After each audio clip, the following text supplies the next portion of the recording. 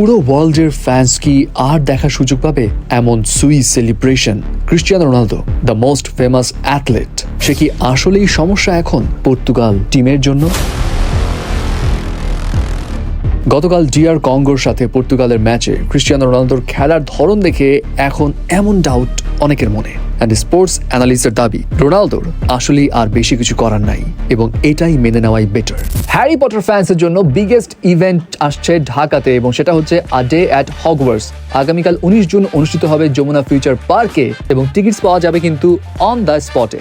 ইভেন্টসের বিস্তারিত জানতে চেক করুন এই ভিডিওর কমেন্ট সেকশন। 2006 সাল, একটা 21 বছরের ছেলে ওয়ার্ল্ড কাপে নামলো। অপোনেন্ট টিমের ডিফেন্ডার্সরা ভয় পেত, কোচ রাতে ঘুমোতে পারতো না টেনশনে রোনালদোর কারণে, এবং সেই রোনালদো একই মানুষ কিন্তু 2026-এ এখন তার সিচুয়েশন কেমন? ডিআর কঙ্গোর মতো টিমের ডিফেন্ডার্সরা তাকে পাত্তা দিচ্ছে না, বাট ওয়াই? ইনফ্যাক্ট ডিআর কঙ্গোর মিডফিল্ডার তো জানিয়ে দিয়েছে তারা ভালো মতোই জানে রোনালদো আগের মতো নেই, সে দৌড়াতে পারবে না খুব একটা বেশি, এবং এই কারণে তারা রোনালদোকে খুব একটা বেশি পাত্তাও দেয়নি।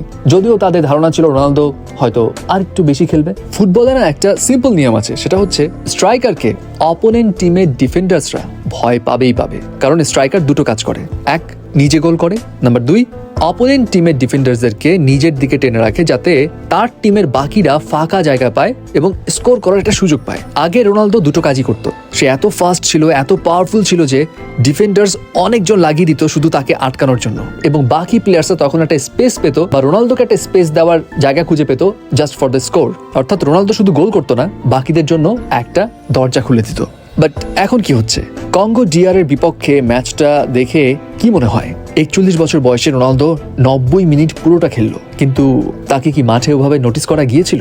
3টা শট নিল, 2টা গোলের বাইরে গেল, একটা চান্সও ক্রিয়েট করতে পারলো না, ডিফেন্ড করতেও আসলো না, বল ধরে রাখতে পারলো না, ইনফ্যাক্ট তার ওরকম দৌড়ঝাঁপের কোনো অ্যাকশনও কেউ দেখলো না। এবং কঙ্গোর ডিফেন্ডার্সরাও এখন যেন সিম্পলি জানেই রোনালদো আসলে ভয়ের কারণ না, মানে রোনালদো এখন মাঠে থেকেও ইফেক্টিভলি নেই। এবং অনেকে এমনটাও মনে করছে পর্তুগাল বেসিক্যালি গতকাল 10টা প্লেয়ার নিয়েই খেলেছে। এখন আসি পর্তুগালের টিমটা কেমন। পর্তুগালের টিমটা কিন্তু অসাধারণ। সেখানে Joao Neves, Vitinha, Bernardo Silva, Pedro Neto, এরা সবাই এমন ভাবে ফুটবল খেলে যেখানে সবাই দৌড়ায়, অন্য প্লেয়ারদেরকে চাপ দেয়, একে অপরকে বল পাস করে, এবং এই সিস্টেমে স্ট্রাইকারের কাজ হলো অ্যাক্টিভ থাকা, দৌড়ানো, ডিফেন্ডার্সকে ব্যস্ত রাখা, সুযোগ পেলে স্কোর করে দেওয়া বা অন্যের জন্য সুযোগ করে দেওয়া। কিন্তু রোনালদোর একটাও কিন্তু হচ্ছে না, এবং এখানে সারপ্রাইজিং বিষয় অনেকেই বলছে বেঞ্চে বসেছিল গনজালো রামোস, যে পিএসজিতে একাই এই কাজগুলো করে।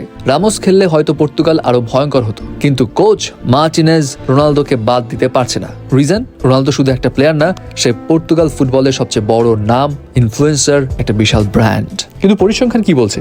রোনালদো যে ম্যাচে খেলে পর্তুগাল এভারেজ করে 1.9 গোল, রোনালদো ছাড়া স্কোর হয় 2.8 গোল। 2022-এর ওয়ার্ল্ড কাপের পর থেকে মেজর টুর্নামেন্টে পর্তুগালের হয়ে রোনালদোর গোল 0, এবং এটা কিন্তু আসলে একটা ফ্যাক্টস যেটা সবাই জানে, কিন্তু ভিতরে ভিতরে কেউ মানতে চাচ্ছে না। সবাই হয়তো ভাবছে রোনালদো আবার সুই করে উঠবে, দ্য সেলিব্রেশন হবে, পর্তুগালকে রোনালদো একাই জিতাবে।